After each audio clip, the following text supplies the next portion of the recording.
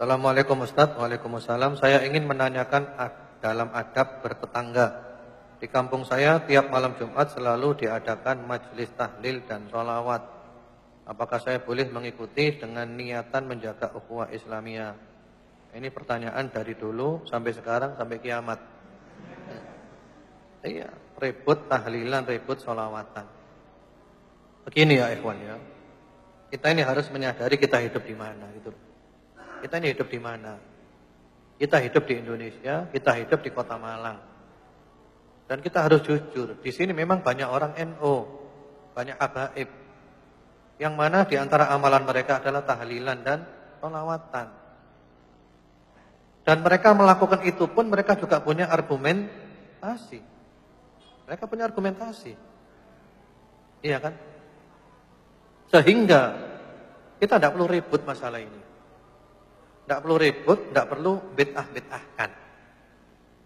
Kalau kita bid'ah-bid'ahkan, nyesat-nyesatkan, berarti kita cari masalah, kita ngejak ribut. Ini sampai kapan kita ribut? Pertama, ini bukan masalah yang prinsip. Betul apa enggak? Setuju apa enggak? Setuju, enggak setuju, harus setuju. Ini masalah bukan prinsip ya ikhwan. Ini masalah furu'iyah, masalah cabang-cabang ini. Bukan masalah prinsip. Dan mereka juga punya ulama. Walaupun kesimpulannya kita harus berbeda pendapat. Aku tidak tahlilan, aku tidak sholawatan. Kamu tahlilan, kamu sholawatan, silakan. Kita saling menghormati. Kita adalah sesama muslim. Aku tidak menyerang kamu, kamu nggak usah nyerang aku. Nggak usah tuduh-tuduhan. Enak kan kalau gitu, dewasa. Setuju apa enggak tuh? Kan dewasa gitu kan? Enak. Jadi tidak usah saling memaksakan keyakinan. Agama itu privasi kita dengan Tuhan, dengan Allah. Tidak usah ikut campur urusannya agamanya orang lain. Berdakwah boleh, harus berdakwah. Tapi juga caranya yang santun. Karena itu, saya menganjurkan supaya antum yang banyak piknik. Jangan tertawa dulu. Piknik bukan jalan-jalan. Piknik ke kitabnya para ulama. Antum keburu-buru, bukan melancong. Jadi membaca kitabnya ulama yang berbeda pendapat dengan kita. Tujuannya apa? Untuk membuka wawasan gitu loh. Karena kalau kita hanya satu kitab, nanti kita merasa paling benar sendiri. Surga, teman-teman, ikhwan, billah wa akhwat, surga milik kita ya. Yang lainnya tidak punya surga. Surga milik kita saja. Ada enggak kelompok seperti ini? Iya. Semuanya dianggap ahli neraka. Surga milik dia pribadi. Surga yang sebelah ndi iki? Ya kita tidak tahu isinya itu apa bidadari, apa wewe gombel. Nah, ini kalau kelompok mengklaim surga milik pribadinya itu kan lucu kan. Ini ulama sak dunia ini banyak. Seperti itu. Kami menganjurkan untuk piknik. Dalam arti rajin-rajin baca kitabnya ulama yang berbeda pendapat dengan kita. Tujuannya untuk membuka wawasan. Di antara kitab yang bagus, antum kalau bisa perlu punya kitab ini. Ditulis oleh Ustadz Abdus Somad. Beliau dari Pekanbaru, dari Riau. Beliau kalau tidak salah S1-nya Mesir, S2-nya Maroko. Bagus beliau. Beliau kalau pengajian itu mencerahkan. Mencerahkan membuka wawasan kita. Ya, menjadikan kita cerdas. Bukan menjadikan kita kerdil. Ini penting seperti ini. Beliau punya buku diantaranya 37 masalah populer. Di antaranya masalah ini. Tahlilan, sholawatan dibahas di sana. Mereka yang adakan itu apa argumentasinya? Apa alasannya? Itu penting. Mereka juga punya argumentasi. Sampai kapan kita ribut seperti ini? Seperti itu. Karena terus terang saja, ikhwan wa akhwat fillah rahimakumullah, saya sekarang sadar, semakin hari semakin sadar bahwa otak kita selama ini sudah dirusak. Otak kita sudah diprogram selama ini dengan program kebencian. Kalau ada kata-kata ahli bid'ah, yang langsung otak kita kemana arahnya? Jujur antum. Kalau ada kata-kata ahli bid'ah, langsung kemana arahnya? Yang di bayangan kita itu. Kemana? Antum jawab ya ikhwan. Kemana? Enggak, bukan maksudnya kelompok. Kelompok mana? Kalau ada kata-kata ahli bid'ah, yang ada di benak kita itu kelompok mana yang hadir? Yang langsung. Yang refleks mana? NU. Ahli bid'ah langsung NU habaib. Ini salah. Salah itu. Mereka bukan ahli bid'ah.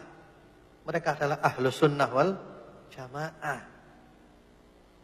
Ahlus sunnah wal jamaah sama dengan kita. NU, Muhammadiyah, Al-Irsyad, Persis, Salafi, Habaib, Ikhwanul Muslimin, Jamaah Tabligh. Ini semuanya ahlus sunnah wal jamaah. Kenapa kita katakan ahlus sunnah wal jamaah? Karena akidah mereka, akidah ahlus sunnah wal jamaah. Rukun Islamnya ya 5, 2 kalimat syahadat, salat, zakat, puasa, haji. Rukun imannya ya 6, iman kepada Allah, malaikat, kitab-kitab, para rasul, hari akhir, takdir. Akidah tentang sahabat sama, Al-Qur'annya sama, tafsirnya sama, kitab haditsnya sama, syarah haditsnya sama, semuanya sama. Bedanya sedikit dan itu pun bukan masalah yang prinsip. Jadi kalau mereka dibilang ahli bid'ah saya enggak setuju. Ini juga sumber masalah di antara kita karena kita sering menuduh yang di luar kita sebagai ahli bid'ah. Enggak usah lah. Kita insyaallah sama-sama ahli sunnah wal jamaah. Lah terus siapa ahli bid'ah itu? Kalau kita kembali ke salafus saleh yang keras kepada ahli bid'ah, jangan kumpul ahli bid'ah, jangan bertangga dengan ahli bid'ah dan seterusnya, itu memang benar-benar ahli bid'ah yang akidahnya menyimpang, bukan ahlus sunnah wal jamaah. Ahli bid'ah pada zaman salafus saleh itu diantaranya Khawarij.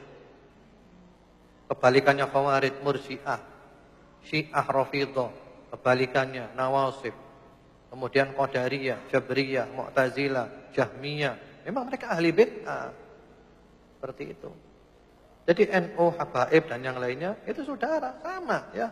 Saya ulangi lagi, NU, Muhammadiyah, Al-Irsyad, Persis.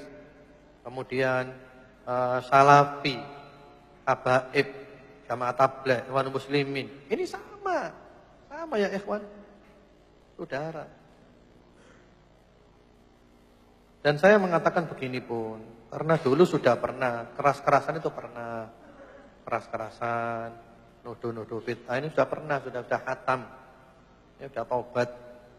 Dan setelah taubat kepada Allah, semakin hari semakin dibuka oleh Allah, bahwa ajaran-ajaran yang suka nuduh bid'ah-bid'ah itu sangat efektif untuk menghancurkan umat Islam. Sangat efektif untuk memecah belah umat Islam. Yang dimusuhi itu loh umat Islam.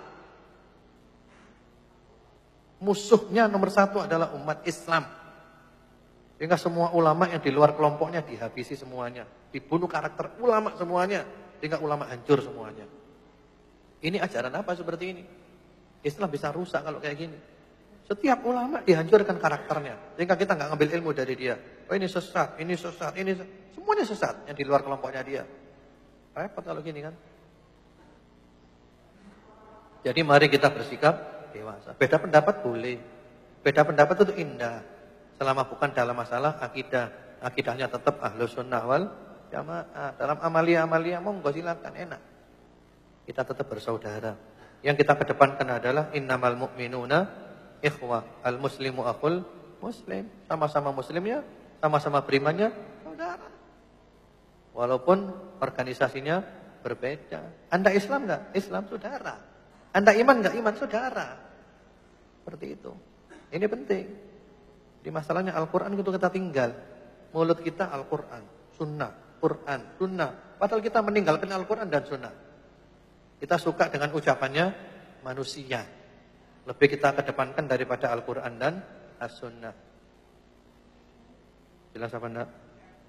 Insya Allah semua kelompok tadi itu rujukannya juga Al-Quran dan As-Sunnah. Tidak ada yang rujukannya itu Taurat wal Injil, tidak ada. Itu dulu aja ya. Mudah-mudahan bermanfaat. Allah nanti kita ketemu lagi dalam keadaan yang lebih baik lagi. Allah menjadikan kita istiqomah. Allah semakin mempererat ukhuwah kita. Ya, terutama di Kota Malang. Mari kita mulai dari Kota Malang. Bahwa kita ini lintas organisasi bisa bergandengan tangan. Ayo kita bangun Malang bersama-sama. Kalau kita tukaran terus sampai kapan kita? Dan itu memang orang-orang kafir itu tahu Islam nggak bisa dikalahkan. Orang kafir tahu itu. Jangan coba-coba ngelawan Islam. Jangan coba-coba ngelawan Al-Quran. Jangan coba-coba ngelawan Allah. Jangan coba-coba ngelawan Rasulullah sallallahu alaihi wasallam. Anda kalah. Anda kalah. Karena Anda melawan kekuatan yang maha dahsyat, yang tidak terkalahkan. Dan orang kafir tahu itu. Cara mengalahkan orang Islam cuma satu. Ini resepnya ya. Kalau ingin mengalahkan orang Islam caranya cuma satu. Ini rahasia tapi ya. Jangan bilang-bilang antum. Cara menghancurkan orang Islam itu cuma satu. Gak ada lagi selain ini. Apa caranya? Adu domba orang Islam. Itu. Cara menghancurkan Islam, adu domba orang Islam. Hancur. Selesai itu dah. Wassalam. Seperti itu. Karena itu hati-hati jangan mau adu domba. Amerika itu pinter utek Amerika. Antum kenal tak dengan proxy war? Perang proxy, perang boneka. Iya. Kita dijadikan boneka, disuruh tukaran kita ini. Di belakangnya itu ada kekuatan besar. Sopo Amerika. Sopo menelega Amerika. Kalau Indonesia mungkin Amerika, mungkin Cina, wallahu a'lam. Tapi yang diadu domba itu kita, diajak tukaran. Dikai duit piro dikon tukaran. Jangan mau kita, eman. Ini Indonesia milik kita bersama. Nah, kemudian setelah kita tukaran, hasil buminya diambil, minyak disedot, tambangnya disedot kabeh, emasnya, semuanya habis. Ini urusan perut ini. Irak dihancurkan kayak gitu. Amerika di belakangnya. Yang dijadikan boneka siapa? Sunnah dan Syiah itu karano. Amerika sing mlebu minyak ini pedot kabeh. Gitu. Suriah juga gitu. Yaman juga sekarang kacau.